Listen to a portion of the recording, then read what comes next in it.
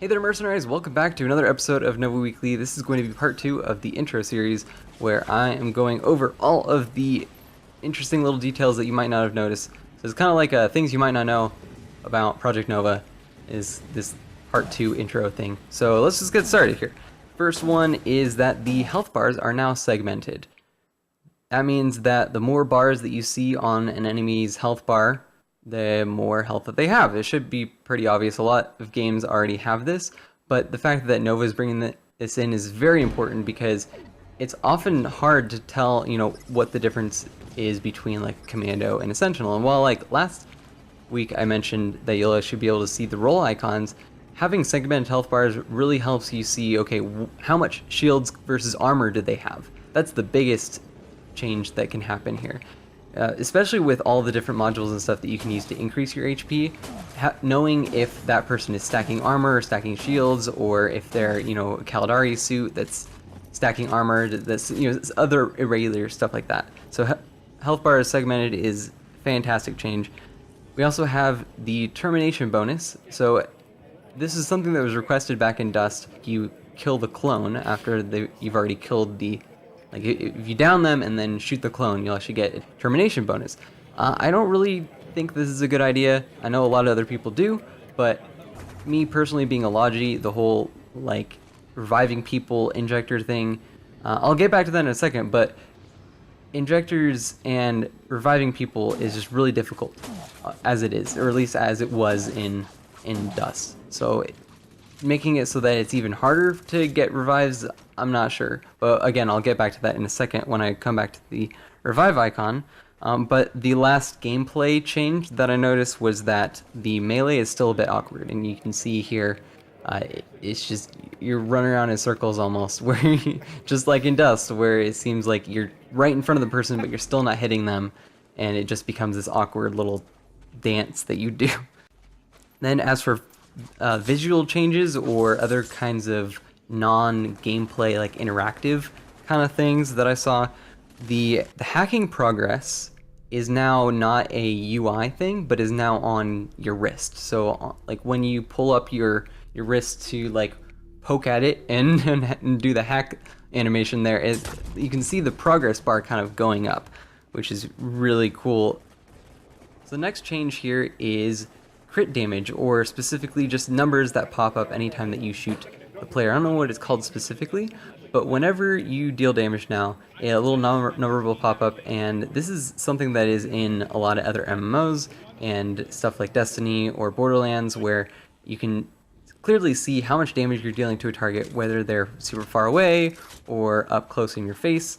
The crit damage specifically is very highlighted in a different color than the normal, but this makes it so that maybe in the future they could add a change where if you're dealing, shield damage with a shield effective weapon, that would show like a different, like a more, like an effective number, essentially. If you're dealing plus extra damage or minus less damage. So if it's not as effective, it would show up as like a different, like a red color or something to show you that you need to maybe be in more effective range. So that, at least that's kind of a possibility with these. Then the nano hives, or I guess I should call them triage hives, they repair people. And I mean, I guess this should be pretty obvious, but the fact that these are starter suits kind of makes me question whether or not this is just like a placeholder for the repair tool, or if they did this because they needed some sort of healing in this test area thing, or if they're actually going to be making triage hives kind of like an early game kind of thing, so that just being able to access them earlier than usual would be great for newer players. So on the topic of equipment, we have nanite injectors, but the weird thing is that I never saw any nanite injectors actually being pulled out or in the equipment screen, yet it seemed like nanite injector icons would pop up despite all this. I assume that they're on every suit now, or maybe it's just a couple specific suits, because I didn't see them on every suit, but I just saw them in a couple specific areas you can see here. It could be a very drastic change where now every suit has them, or it could be just like a bug or an error, or maybe some other kind of thing. The one thing I am curious about is how are you going to upgrade them? Are they just kind of like static? Did they not upgrade? We'll have to see and find out later on, I guess. So another thing I noticed was that on the squad deployment screen, there's now little icons next to all of the player names. And before it was just war points and whether they were alive or dead or not, or if they're in a vehicle. But now you can actually tell what roles they're running, which is great because, you know, just imagine like you're running in a pub match with a bunch of heavies, and well, you didn't know that they all switched to heavy, so when you die and you respawn in whatever, you can now see that there's too many and you need to maybe run a Logi or a scout or something else to help balance out your team a bit.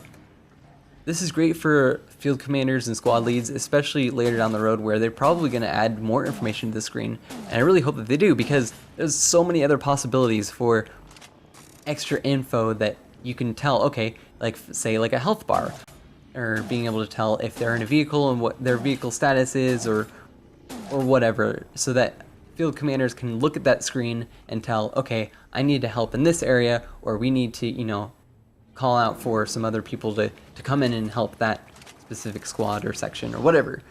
Just other possibilities for them. Then a smaller change here is the stamina bar. It's now on the bottom left, and it's kind of like a clock where it kind of winds down, but it's not too big of a change. It's just kind of hard to see. I just noticed that because I was looking for it specifically, and I was like, how are they running like so far? But I realized, oh, the stamina bar is like over there by the icon. And then next to the icon there is your health bar, which is pretty obvious. I pointed this out last episode, but what I didn't mention is that now whenever the health regens, it regens at a constant rate instead of bursts. So instead of saying like 20, 40, 60, it just goes up smoothly from 1 to 60. Very quickly, obviously, but it's still smooth instead of, you know, just like a repair tool, instead of how armor used to regen, where you could stack like a bunch of armor repairs on your 400, 500 armor suit, and you felt pretty safe, but then it seemed like you would die just quickly anyways, either just because of alpha weapons or because the armor regen actually took a second in between bursts, which meant that in that 1 second, if it didn't regen for you at all, you would just die. Whereas like if you were being healed by a repair tool, you actually would probably survive that. And then the last final thing here was that if you haven't noticed already, it's kind of an obvious thing, but it's just a general overall. I don't really have any specific clips for this, but there's now a lot of motion blur and lens flare and reflections, and it's just, the game looks pretty all over the place. It's like it's a nice, super clean environment, which I mean is kind of like, it doesn't make sense for like a spaceship because you'd expect that to be like all rusted and dirty and everything, but it looks pristine. It looks so nice and shiny, and just everything about how the game looks is so much better. And while this is kind of like an obvious thing, it's like, oh, it's on PC, it can utilize all of the fancy PC stuff that PCs are able to do. But that change specifically is probably my favorite. It just how it almost increases the immersion. It makes you feel like you're actually in the world instead of it just being like this static backdrop or whatever that doesn't make any sense. That's everything that I could find personally. If there's anything I missed, let me know in the comments and I'll get around to it. Probably talk about it in the next part, which is going to be all about the biomass stuff. So they have a whole page with a bunch of links and information about interviews and other sites that covered the Project Nova stuff. Personally, I think that even though it's already been covered a couple times and they already have their opinion on the site, I feel like I need to have, you know, voice on this, or at least the more voices that are out there on a subject, the better that the overall community view is, and everybody's going to have their different, you know, 2 cents about something. So I feel like even though it's already been covered, might as well cover it too. So that's what you have to look forward to. Again, Nova Weekly is going to be a thing that I'm doing every week until the game is released. So please stay tuned, check it out, and have fun out there, mercenaries. I'll see you guys next week.